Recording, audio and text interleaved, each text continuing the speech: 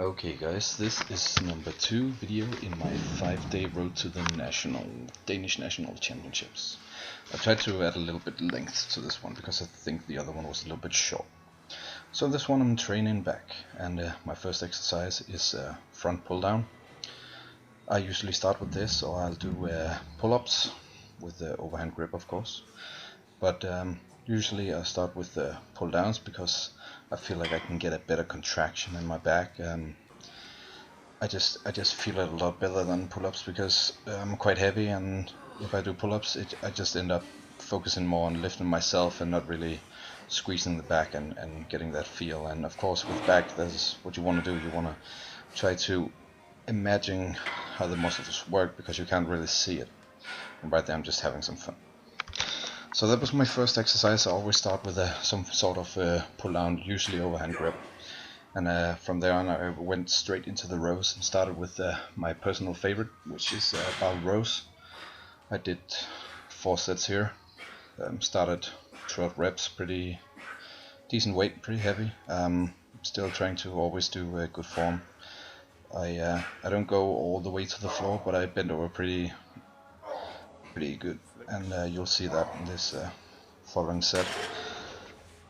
I seem to bend around 45 degrees. I found that if I go lower, I actually don't feel it as well as if I go higher. So I try to not go as high as it that it will just be like a trap exercise, but I try to stay in between around those 45 degrees. Seem to be that angle where I can really feel it, really squeeze my back. From there on, we moved into one of my favorites, which is chest supported dumbbell row. This was a 30-degree angle. As you can see, I just grabbed the dumbbell straight out from the rack because actually I can't reach them from the floor, obviously, because I want to have a full range of motion. I started with the 12 reps on this also. From there on, we went into the T-bar rows, which I usually don't do. I actually do more standing dumbbell rows, but I want to show this. I feel it's still a great exercise, even though your range of motion is a little short, and actually I'd prefer a seated cable row of some sort, or as I said, a dumbbell row. But it's good as a variation. Sometimes I like to throw the 3 big ones in there, which is of course, barbell row, dumbbell row, and T-bar rows. Ronnie Coleman style. But yeah, it's still a good exercise. I don't do it as often anymore, and actually hurt my forearms on it once, but we did that today. Next exercise, after I did 3 row types of row exercises, I went in to do some more pull down movements. The reason I do this is because I actually focus a lot on my lats. So I decided to do a variation of the rear pull down, where as you can see, I'm actually kneeling on the floor. What this does is it brings the bar forward toward in front of my body, and it allows me to get a much better contraction in my lats than if I'm just sitting. What I moved on from there is a new exercise that I've started doing, which is kind of a variation of a pull-down movement. I actually don't know what this one's called.